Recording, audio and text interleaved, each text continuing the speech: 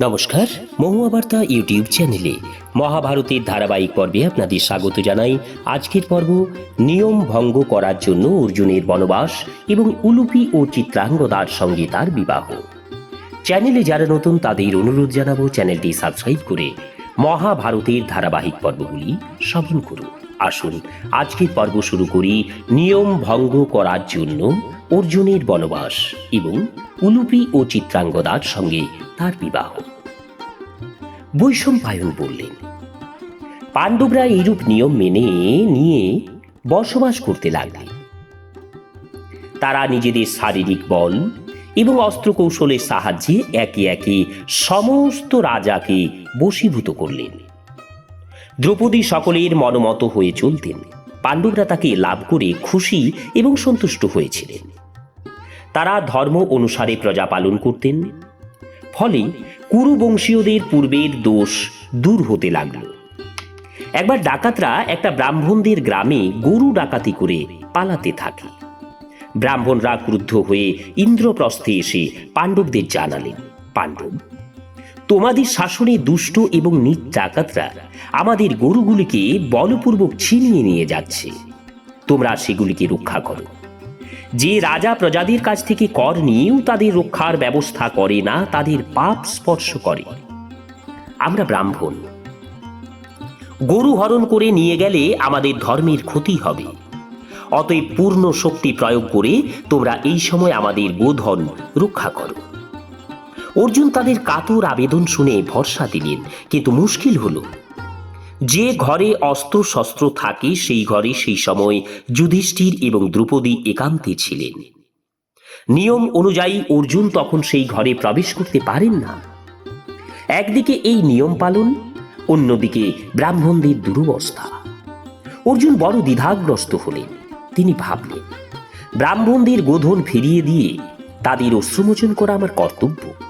এটি উপেক্ষা করা রাজার পক্ষে অধর্ম। এতে আমাদের নিন্দা হবে, পাপও হবে। অন্যদিকে প্রতিজ্ঞা ভঙ্গ হলেও পাপ হবে, বনেও যেতে হবে।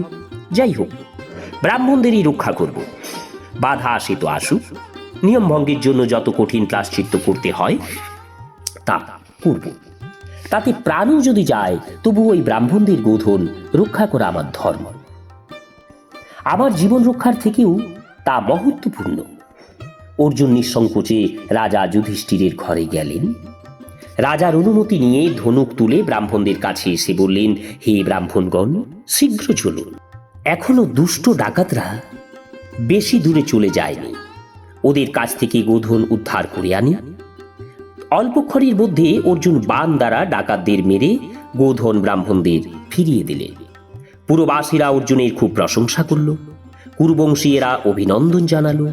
অর্জুন যুধিষ্ঠিরের কাছে গিয়ে বললেন, ভ্রাতা, আমি আপনার একান্ত গৃহে প্রবেশ করে প্রতিজ্ঞা ভঙ্গ করেছি।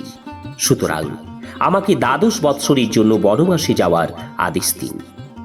আমাদের মধ্যে এরকম নিয়মেই করা হয়েছে। অর্জুনের মুখে এই কথা শুনে যুধিষ্ঠির শোকগ্রস্ত হলেন। তিনি ব্যাকুল হয়ে বললেন, অর্জুন, তুমি যদি আমার কথা মেনে চলো তাহলে আমি যা বলি শোনো। তুমি নিয়ম ভঙ্গ করে থাকলেও আমি তোমাকে ক্ষমা করছি। তার জন্য আমার মনে একটুকুও ক্ষোভ নেই। গরুগুলি উদ্ধার করে তুমি যে কাজ করেছ তা অত্যন্ত প্রশংসার যোগ্য।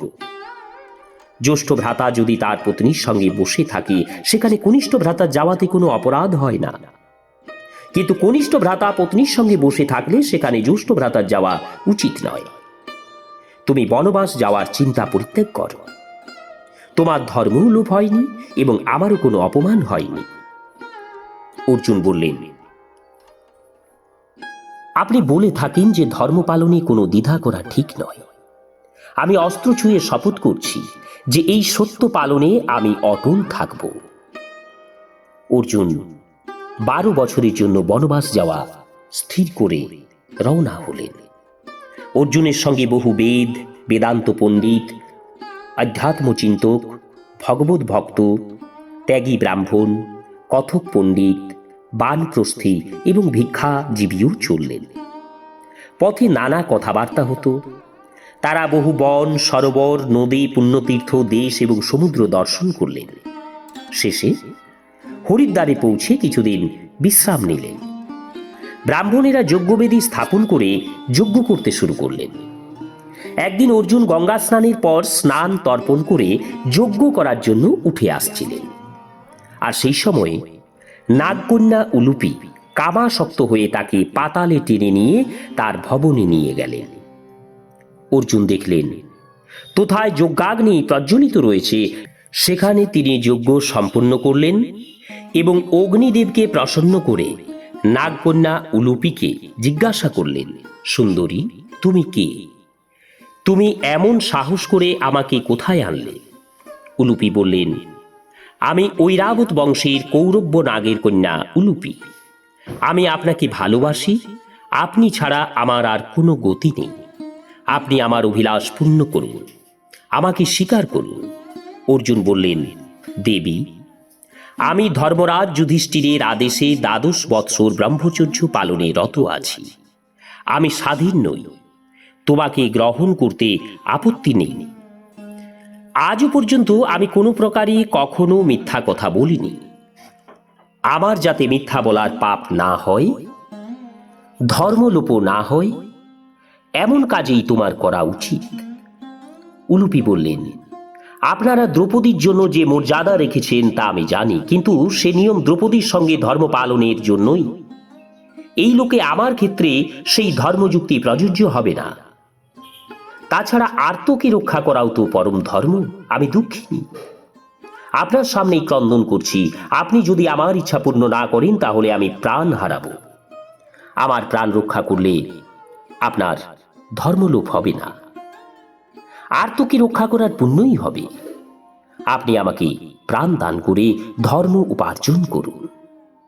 অর্জুন উলুপির প্রাণ রক্ষা করাকে ধর্ম মনে করে তার ইচ্ছা পূর্ণ করে সারা রাত সেখানে কাটালেন। পরের দিন তিনি সেখান থেকে হরিদ্বারে ফিরে এলেন এবং যাবার সময় নাগকন্যা উলুপি অর্জুনকে বর দিলেন যে কোনো জলচর প্রাণী হতে আপনার কোনো ভয় নেই। সব জলচর প্রাণী আপনার অধীন থাকবে। অর্জুন ফিরে এসে ব্রাহ্মণদের সব ঘটনা জানালেন। তারপর তারা হিমালয়ে তরাই অঞ্চলে গেলেন এবং অগস্ত্য বট, বশিষ্ঠ পর্বত, ভৃগুতুঙ্গ ইত্যাদি পুণ্যতীর্থে স্নান করে ঋষিদের দর্শন করে বিচরণ করতে লাগলেন। সেখানে তারা বহু গোধন দান করলেন এবং অঙ্গ বঙ্গ কলিঙ্গের তীর্থসমূহ দর্শন করলেন। যেসব ব্রাহ্মণরা অর্জুনের সঙ্গে ছিলেন তারা কলিঙ্গের সীমা থেকে ফিরে গেলেন। অর্জুন মহেন্দ্র পর্বত হয়ে সমুদ্রের ধার দিয়ে চলতে চলতে মণিপুরে পৌঁছলেন। মণিপুরের রাজা চিত্রবাহন অত্যন্ত ধর্মাত্মা ব্যক্তি ছিলেন। তার সুন্দরী কন্যার নাম হল চিত্রাঙ্গদা। অর্জুন একদিন তাকে দেখলেন এবং বুঝতে পারলেন যে ইনি এখানকার রাজকুমারী। তিনি রাজা চিত্রবাহনের কাছে গিয়ে বললেন, রাজন, আমি কুলীন ক্ষত্রিয়। আপনি আপনার কন্যার সঙ্গে আমার বিবাহ দিন। চিত্রবাহনের জিজ্ঞাসার উত্তরে অর্জুন বললেন, আমি পাণ্ডুপুত্র অর্জুন। চিত্রবাহন বললেন, বীরবর, আমার পূর্বপুরুষদের মধ্যে প্রভঞ্জন নামে একজন রাজা ছিলেন। তিনি নিঃসন্তান থাকায় ভীষণ তপস্যা করে দেবাদিদেব মহাদেবকে প্রসন্ন করেন। মহাদেব তাকে বর প্রদান করেন যে আমাদের বংশে সকলেরই একটি করে সন্তান হবে। বীরবর, তখন থেকে এই বংশে সেই রূপ হয়ে আসছে।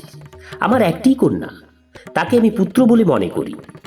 আমি পুত্রিকা ধর্ম অনুসারে এর বিবাহ দেব, যাতে এর পুত্র আমার দত্তক পুত্র হয়ে আমার বংশ প্রবর্তক হয়। অর্জুন রাজার শর্ত মেনে নিলে শাস্ত্রসম্মতভাবে তাদের বিবাহ হলো এবং পুত্রের জন্মের পর অর্জুন রাজার কাছে অনুমতি নিয়ে আবার তীর্থযাত্রায় বেরিয়ে পড়লেন। সেখান থেকে রওনা হয়ে অর্জুন সমুদ্র তীর ধরে অগস্ত্য তীর্থ, সৌভদ্র তীর্থ, পৌলম তীর্থ, কারন্ধ তীর্থ এবং ভারদ্বাজ তীর্থে গেলেন। সেই তীর্থের মুনি ঋষিরা সমুদ্র স্নান করতেন না। অর্জুন জিজ্ঞাসা করে জানলেন যে সেখানে বড় বড় কুমির আছে, তারা ঋষিদের মেরে খেয়ে ফেলে। তপস্বীরা বাধা প্রদান করলেও অর্জুন সৌভদ্র তীর্থে গিয়ে স্নান করলেন। যখন কুমির তার পায়ে কামড়ালো তখন তিনি তাকে ওপরে নিয়ে এলেন, কিন্তু তখনই এক আশ্চর্য ঘটনা ঘটল। সেই কুমির তৎক্ষণাৎ এক সুন্দরী অপ্সরাতে পরিণত হল। অর্জুনের জিজ্ঞাসায় সে জানালো, আমি কুবেরের অপ্সরা, প্রেয়সী বর্গা। একবার আমি 4 সখীর সঙ্গে কুবেরের কাছে যাচ্ছিলাম। পথে এক তপস্বীকে দেখে আমরা তার তপস্যার বিঘ্ন করার চেষ্টা করেছিলাম। তপস্বীর চিত্তে কামের উদয় তো হয়নি, উপরন্তু তিনি আমাদের অভিশাপ দিয়েছিলেন যে তোমরা 5 জন কুমির হয়ে 100 বছর জলে থাকো। দেবর্ষী নারদ জানতেন যে অর্জুন এখানে এসে আমাদের উদ্ধার করবে, তাই আমরা এই তীর্থে কুমির হয়ে বাস করছি। আপনি আমাকে উদ্ধার করেছেন, এবার আমার অন্য 4 সখীকেও উদ্ধার করুন। উলুপির বরে অর্জুনের কোনো জলচর প্রাণী থেকে ভয় ছিল না। তিনি সকল অপ্সরাকে উদ্ধার করলেন এবং তার চেষ্টায় সমস্ত তীর্থই ভয়শূন্য হয়ে গেল। সেখান থেকে অর্জুন আরেকবার মণিপুর গেলেন। চিত্রাঙ্গদার পুত্রের নাম রাখা হয়েছিল বভ্রুবাহন। অর্জুন রাজা চিত্রবাহনকে তার অঙ্গীকার অনুসারে পুত্র বভ্রুবাহনকে সমর্পণ করলেন। তিনি চিত্রাঙ্গদাকেও বভ্রুবাহনের দেখাশোনার জন্য সেখানে রেখে এলেন। অর্জুন রাজসুহযজ্ঞে চিত্রাঙ্গদা এবং তার পিতাকে ইন্দ্রপ্রস্থে আসার নিমন্ত্রণ জানিয়ে এবার গোকর্ণ ক্ষেত্রে তীর্থ গমন করলেন। দক্ষিণ সমুদ্রের উত্তর তীরবর্তী তীর্থগুলি ভ্রমণ করে পশ্চিম সমুদ্র তীরের তীর্থগুলির উদ্দেশ্যে অর্জুন যাত্রা করলেন। তিনি যখন প্রভাস ক্ষেত্রে পৌঁছালেন তখন শ্রীকৃষ্ণ খবর পেয়ে তার সঙ্গে দেখা করবার জন্য প্রভাসে এলেন। নর এবং নারায়ণের মিলনে আনন্দের জোয়ার এলো। দুজন পরস্পরের আলিঙ্গনাবদ্ধ হলেন। কুশল সংবাদ, তীর্থযাত্রা এবং অন্যান্য সকল বিষয়ে বিস্তারিত আলোচনা হল। 2 বন্ধু কিছুদিন পর রৈবতক পর্বতে গিয়ে থাকলেন। শ্রীকৃষ্ণের অনুচরেরা আগে থেকেই সেখানে থাকা খাওয়ার সব রকম ব্যবস্থা করে রেখেছিলেন। সেখানে শ্রীকৃষ্ণ অর্জুনের রাজোচিত সম্মান জানালেন এবং নানা প্রকার মনোরঞ্জনের ব্যবস্থা করেছিলেন। রাত্রে শোবার সময় অর্জুন তার ভ্রমণের কাহিনী বলতেন। সেখান থেকে 2 বন্ধু রথে করে দ্বারকা গেলেন। অর্জুনের সম্মানের জন্য দ্বারকাপুরী সুন্দরভাবে সাজানো হয়েছিল। যদুবংশীয়েরা অত্যন্ত সম্মানের সঙ্গে অর্জুনকে অভ্যর্থনা করলেন এবং তাকে অভিনন্দন জানালেন। দ্বারকাপুরীতে অর্জুন ভগবান শ্রীকৃষ্ণের ভবনেই থাকতেন এবং একত্র শয়ন করতেন। নমস্কার, আজকের পর্ব এখানেই শেষ করছি। আগামী পর্ব সুভদ্রাহরণ এবং অভিমন্যু ও প্রতিবিন্ধু প্রমুখ কুমারদের জন্ম বৃত্তান্ত। চ্যানেলে যারা নতুন তাদের অনুরোধ জানাবো চ্যানেলটি সাবস্ক্রাইব করে মহাভারতের ধারাবাহিক পর্বগুলি শুনতে থাকুন। রাধে রাধে, হরে কৃষ্ণ।